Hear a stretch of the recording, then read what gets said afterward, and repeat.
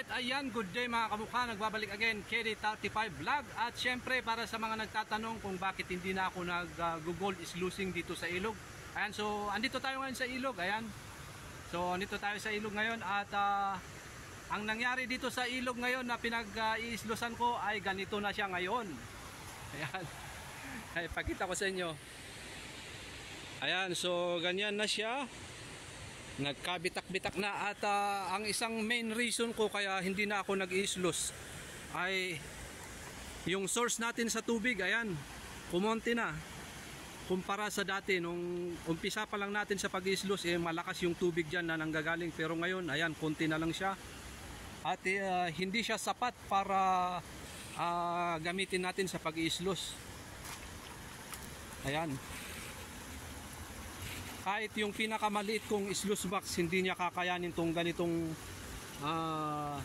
kakunting tubig. So hindi niya kakayanin. At yun, kaya tayo natigil mag-sluice. Dahil na rin siguro sa El Nino. Yan, maganda pa naman yung sample na nakukuha natin dito sa ibabaw. Kasi ang kinukuha natin dyan ay yung pinong buhangin.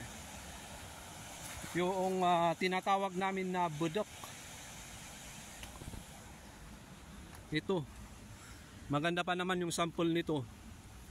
Ito yung tinatawag namin na budok. So siguro pagka simula ng tag-ulan saka ko ituloy mag-sluice dito. Kasi wala, mahina talaga yung tubig.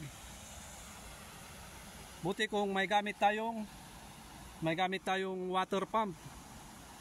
At ang pinagtataka ko dito, yung mga naipon kong gold ore mukhang nabawasan. Ito na lang yung natira. Ito na lang yung natira, oh. Mukhang may nagbawas dito.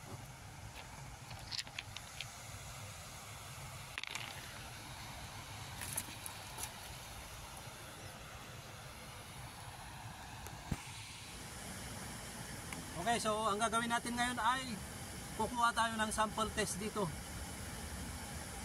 Ayan, isa-sample test natin to kung positive siya, kung maganda yung sample na makikita natin. Ayan, dito tayo mag-i-sluice sa susunod na araw. Ayan, ito yung itsura nya.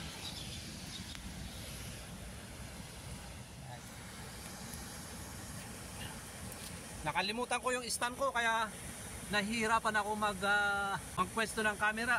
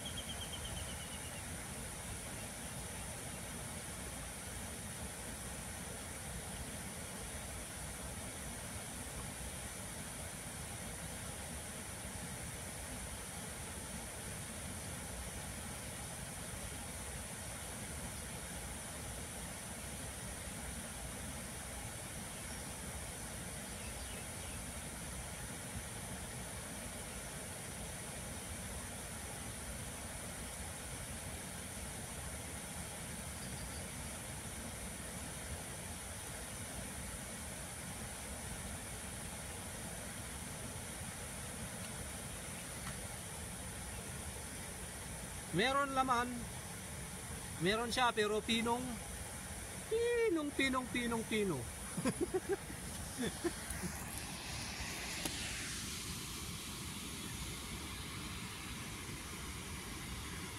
Ayan, so doon naman tayo magsa-sample test doon sa baba. Ayan.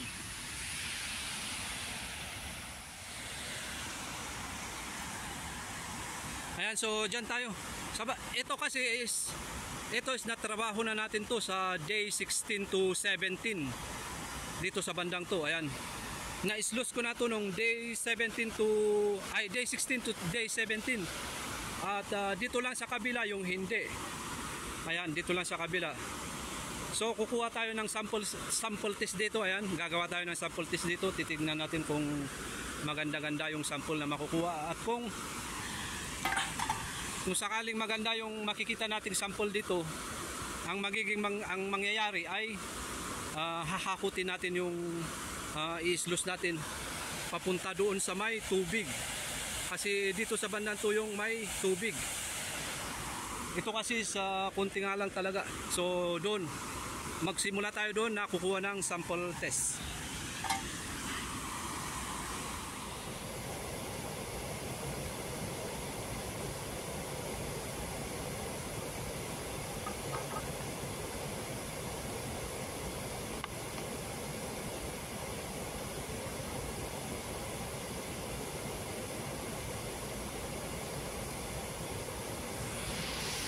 Okay, so ito yung sinasabi ko na ito yung sinasabi ko na magandang klase ng lupa na i-sluice. Ayan, yung merong maitim, yung may black sand. Ayan, ito siya.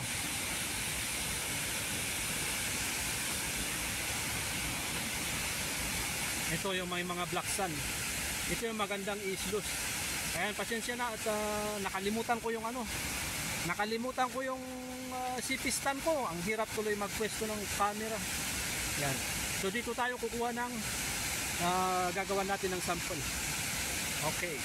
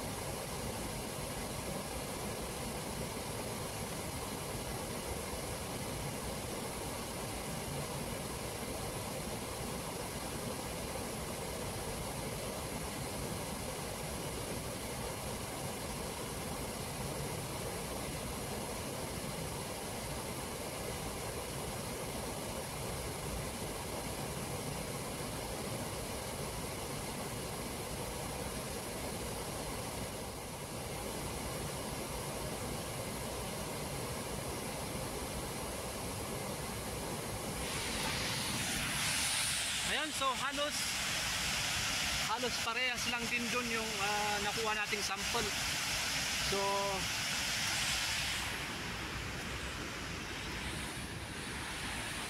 ayun, so pwede siguro yun, pwede. Yun lang talaga ang problema ko, yung tubig dito sa taas. Ito, pagka nakakita ka ng ganito, kumikinang, di ba? Hindi po yan ginto. Ayan, so marami kasi nagpipim sa akin na ganyan yung sinesend sa akin na ginto daw. So ito po ay pyrites, ito mga kumikinang na to. Pero sabi ko nga, pag ganitong gold ore tapos may pyrites siya, yun yung maganda, kasi kahit papano may sample, may ginto siya kahit papano. Yun. Yun yung ating update sa pinag-iislusan natin, kaya tayo natigil sa pag-i-sluice dahil humina yung pinagkukuhaan natin ng pinagkukuhaan natin ng tubig, kaya tayo natigil. So siguro ang gagawin ko ay susubukan natin dun sa baba, at sa kabila tayo mag-i-sluice. At ngayon ay kukunin na natin tong mga gold ore, at bago pa maubos lahat, ito isasako na natin to at iuuwi at maidagdag doon sa ating mga dinidikdik na bato. Ayan, ito magandang klase, oh.